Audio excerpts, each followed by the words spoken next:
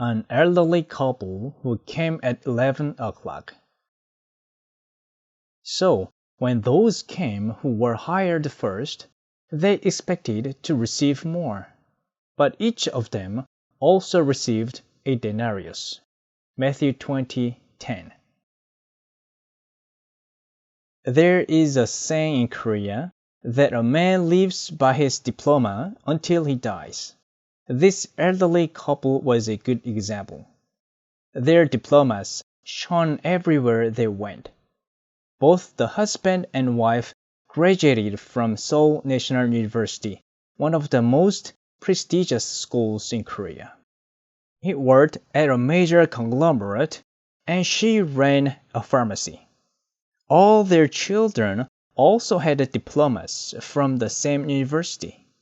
The whole family lived without any economic concerns or difficulties.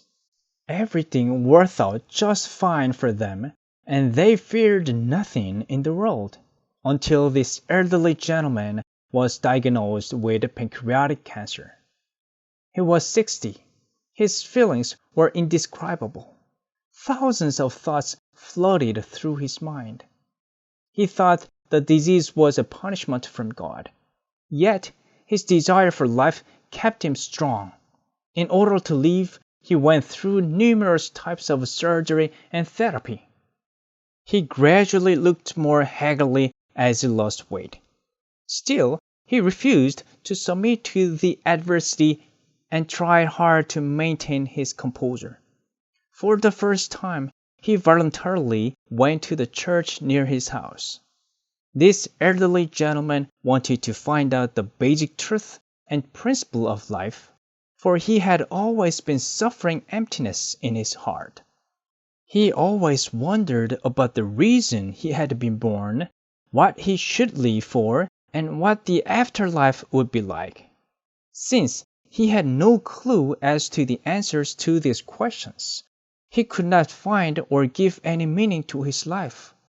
He tried to drive out the emptiness by indulging in drinking and pleasure, only to find that such efforts were nothing but a futile struggle.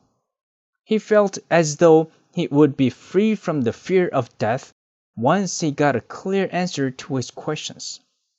To die without realizing the truth left him in unbearable anxiety and pain. So to find the answer to his questions, he went to church. He listened intently to sermons and read the Bible a lot. Still, his thirst could not be relieved. Nothing touched his heart or awakened him. That's why he felt more frustrated. 10 years passed by like that. The after effects from chemotherapy were serious. His paralyzed hand could no longer write. Cerebellar shrinkage slowed down his movements. He could barely make it to the bathroom with the help of a cane.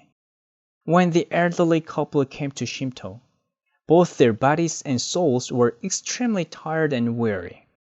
They were deeply touched by learning the Bible every morning and evening.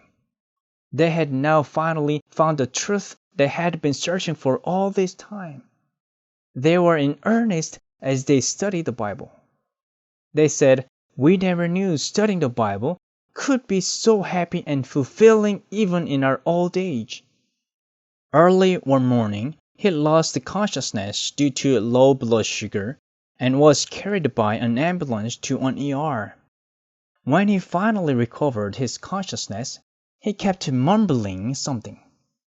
Surprised and worried that his brain might have been damaged, the wife asked him, "Honey, what did you just say?" And he spoke clearly, "I was reciting a Bible verse." He put his utmost effort to fix his mind and soul upon God, for he had personal experiences of receiving God's prompt help when he simply chose him and called upon his name. Both the husband and wife had witnessed and experienced how practical and real it is to receive the help of our living God. Having shared such personal experiences, the couple were baptized together on the same day with joy and satisfaction. The old gentleman miraculously recovered his health and now could walk faster than his wife without relying on his cane. His once paralyzed hand now had no problem writing again. He found a great joy in reciting and meditating upon Bible verses while hiking up mountains and in fields. Peace and joy replaced the emptiness and anxiety in his heart. Walking with God day by day itself was living in heaven. The couple now wanted to preach the truth to their family and relatives.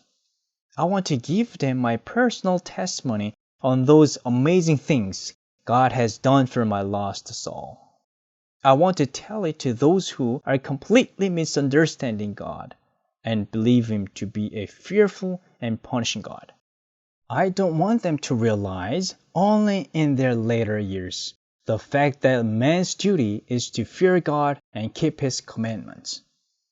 The old couple confessed that they were so sorry to God that they only came back to Him after wasting all their time being lost in the world. And how could we not be grateful to God who welcomes and embraces us with His love even when we think it might be too late? Come and hear, all you who fear God.